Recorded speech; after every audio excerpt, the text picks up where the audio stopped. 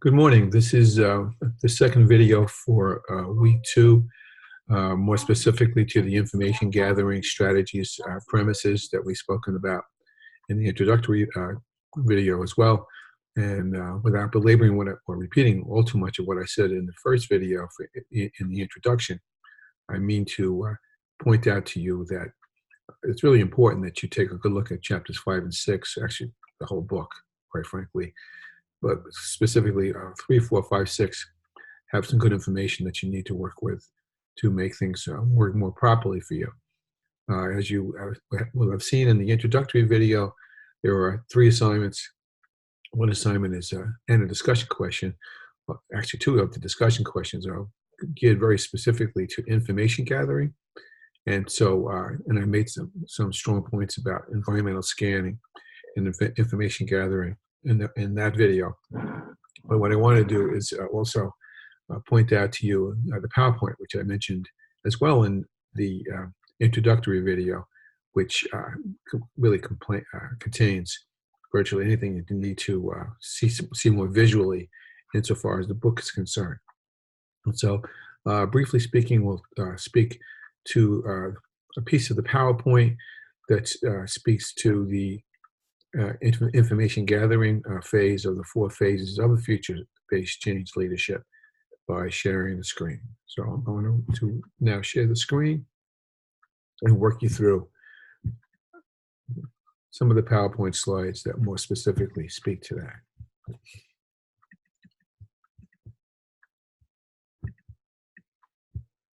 And here they are. So we said that there are 4 phases to futures-based change leadership. You could even argue to say that there are 5, but I won't belabor that with you today. Type 1, and forgive me for reading to you for a moment. I hate to be read to. I don't like to read to people either, for that matter, other than my grandchildren, who are too old to be read to. Type 1, forecasting. What do we know? What do we not know? And most importantly, what do we not know that we do not know we need to know? Think about that last one. That comes from the premise of what we call intellectual capital. Those of you looking to become leaders need to bear this not original phrase, and I didn't make this up, in terms of how you make decisions with information that you have and what information that you need to have. More importantly, to figure out what information that you don't even know that you need to have to make this happen. Now, I apologize to those of you who aren't specifically in school systems. I do apologize about that. This PowerPoint's been taken from a presentation I made to, actually there were 40 Chinese school administrators from Shanghai province or thereabouts.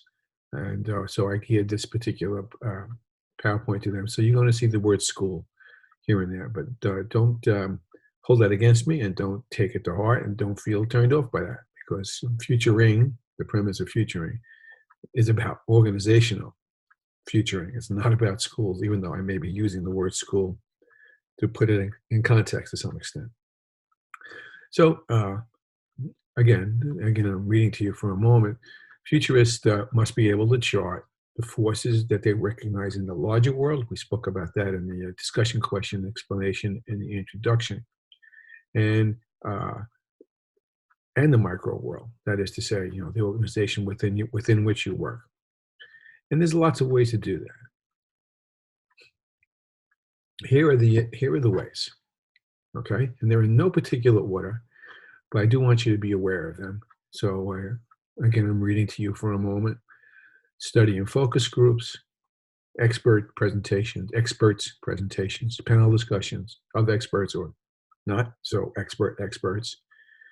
Field trips, literally, either metaphorically or literally. Field trips, something that's called trend extrapolation, something that's called SWOT analysis, and most importantly, what we call a root cause analysis. As I finish my Cheerios, forgive me.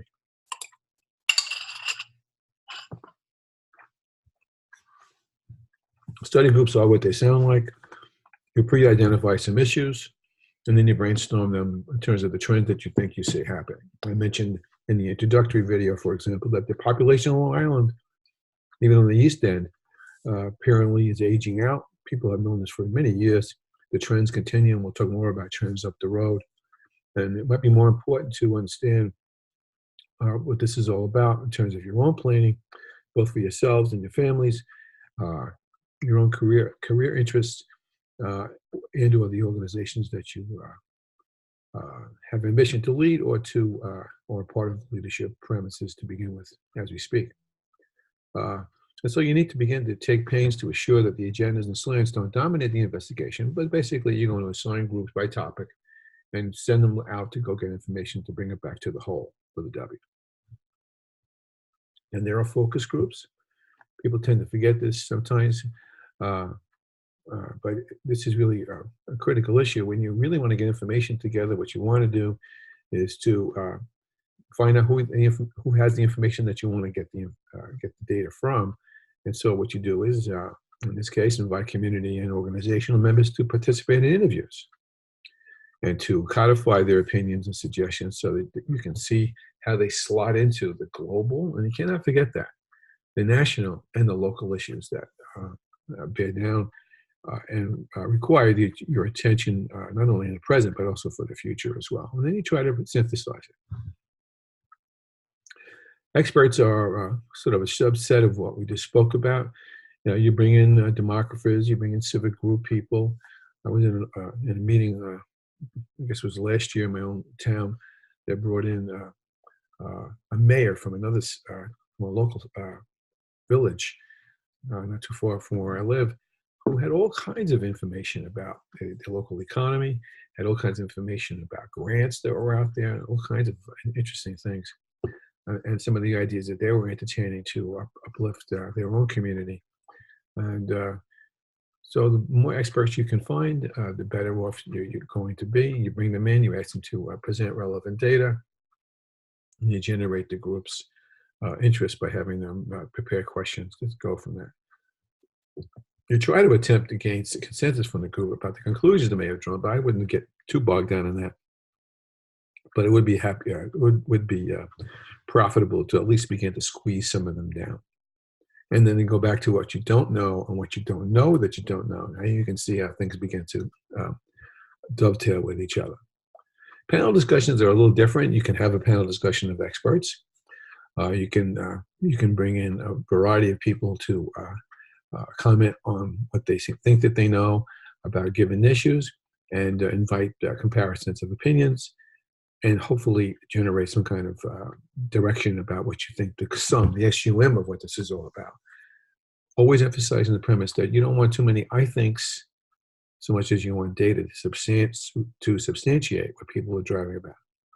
And so it's important to develop a process to establish consensus about these themes and patterns, because later on they're going to suggest direction for future research. Field trips are what they sound like. If you are considering, for example, opening up a branch of a healthcare institute, where would it best be suited? I'm beginning to wonder, for example, why those of us on Long Island can't seem to see an awful lot of these walk-in medical center type things. That model is kind of interesting. It's very new, relatively new anyway. And if you were thinking about opening up your own branch, or had a different idea about healthcare, where would you go to get the information? Would you physically go and see what those kinds of centers are offering? Can you offer a different spin on that? Or should you just reflect what it is that they're trying to do, if in fact their spin is the valid spin insofar as you understand the whole with a W? Very important to debrief and identify concepts, themes, and discrepancies. In this day and age, too, I want to make the point that you don't have to physically go anywhere. All you need to do is to figure out how to gather the information and visit those places through the internet in any number of ways. So, for example, if there's a healthcare system in Estonia, which I just read about as one of the most innovative countries in the world, then go to Estonia. Cyber go to Estonia is probably a better way to put it. And then we have trend extrapolation. This is a biggie because we all do this. It's part of who we are and what we do. A trend is a graph. Here's an example of a trend. However, it's not the future. What it is both the past and the present. It is not the future. However, we all project the future based on what trends look like. And so I could say to you, well, up in here, the temperature seems to be going up or down, whichever way this suggests in this little graphic. Um, does that mean the trend will continue to go down or continue to go up? The trick here is to invite your participants to look at the probabilities, no, I'll change that, possibilities about why the graph may continue in the direction it's going, why the graph may go spike even higher, or why the graph may go spike even lower. That's when you get people's hair to hurt to begin to elicit thinking about whether the data guarantees that future direction that the trend seems to suggest. So, for example, as I said earlier, the Long Island population seems to be graying out. Hello, an example of that. What would change that trend?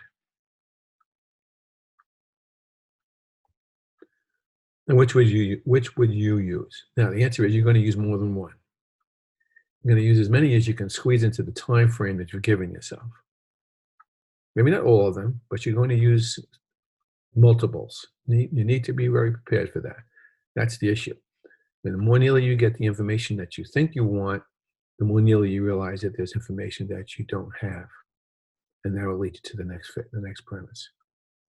Now, there's other issues, other tools to play with too. One is called SWOT analysis. I'm presuming that many of you are used to this approach. It's a simple business technique where you look at the strengths, the weaknesses, what opportunities are out there, and what threats are out there. Another approach is root cause analysis. We'll talk about in a minute. And then out of those now, goals begin to find a way out of the conversation. Doesn't mean that they're solidified, but they're certainly beginning to rear their heads. Sometimes they're ugly heads. So here's a SWOT analysis example. And again, I apologize to those of you who are not educators, but you'll see that there's in fact, again, this SWOT analysis technique is a business technique. It's not an educational technique. It's not used very often in education for that matter as well. And so you see the strengths, and I'm going clockwise, strengths, weaknesses, threats, and then opportunities. When I do this with groups, typically I go strengths, weaknesses, opportunities, threats. I don't go strengths, weaknesses, threats, and opportunities. I just think that existentially it makes more sense. And really what you're trying to do is have people identify the strengths of their group, of their organization, and so forth. But what generally happens is that what you need to do is several things. One is to use information activities, the same ones we spoke about a minute ago, and really important to insist on objective evidence. You get a lot of I thinks. Oh, the world is going to hell in a handbasket. Okay, show me how you know that. Where's the data that proves that? If they're saying, oh, I think that's the case, just look around you. That's not good enough. And so this is not just brainstorm where any old idea is okay. People should be able to verify the points that they're making. And if they're not sure about it, that's an opportunity to go back and to get more information. So don't accept any old thing. Don't let the group accept any old thing. That's very dangerous. You do want to seek consensus, which is a word I'm not fond of. Consensus is a very complicated word and sometimes underestimated, I guess is a better way to put it. Consensus doesn't mean everyone has to stand up and cheer for every idea that comes to bear. But consensus does mean that you have to have a general agreement that what the conclusions are that you may be generating have validity. And if they're not, then you haven't got consensus. And if you don't have consensus, that doesn't mean you necessarily can dismiss the premise that you're looking at, but it does mean you have to put it in the context that it's not necessarily the Holy Grail.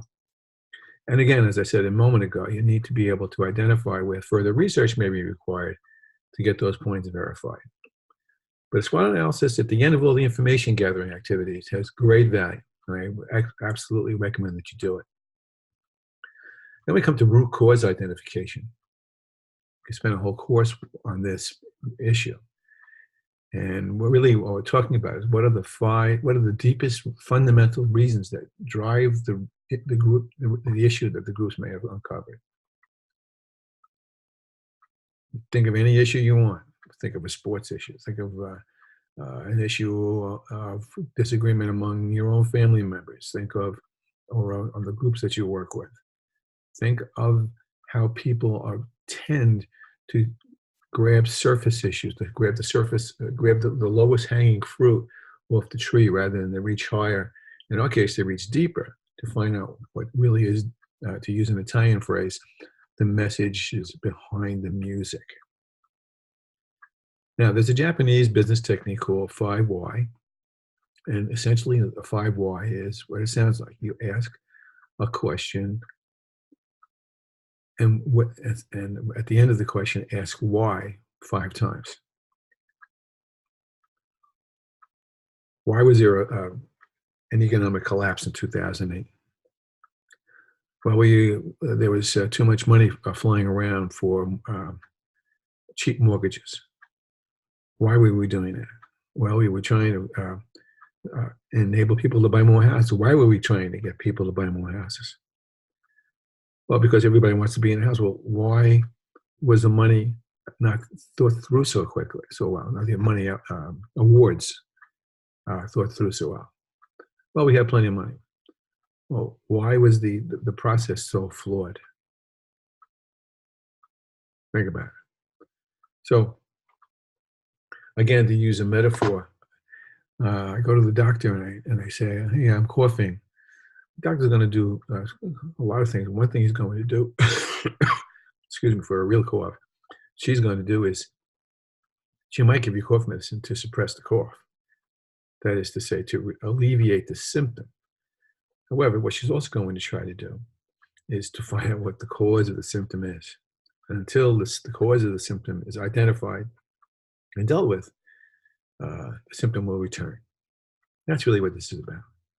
And so if you see that your organization is bleeding money on transportation costs, well, you 5Y it. You may find that there's some causes out there that you haven't thought about so well because you haven't given time to identify the root causes. That's a biggie. So again, to go back to SWOT and to go back to root cause, you can do these interchangeably, by the way. You can see that we get to the last point where, and here's an example of 5 whys. You can see that really what we're trying to do is to set the stage for reasoned analysis, logical analysis, deep analysis. We're trying very hard to narrow thinking to potential futures-based goals. It's critical to do this because you really can't future properly if you're going off. I was going to say half-assed, but I can't say half-assed, can I? That'll set the stage for, I guess I just did, set the stage for two-dimensional thinking in cause and effect. And with that, I will sign off. So now that will give you some ideas about how you want to answer that first assignment. And it will give you actually quite a bit to think about.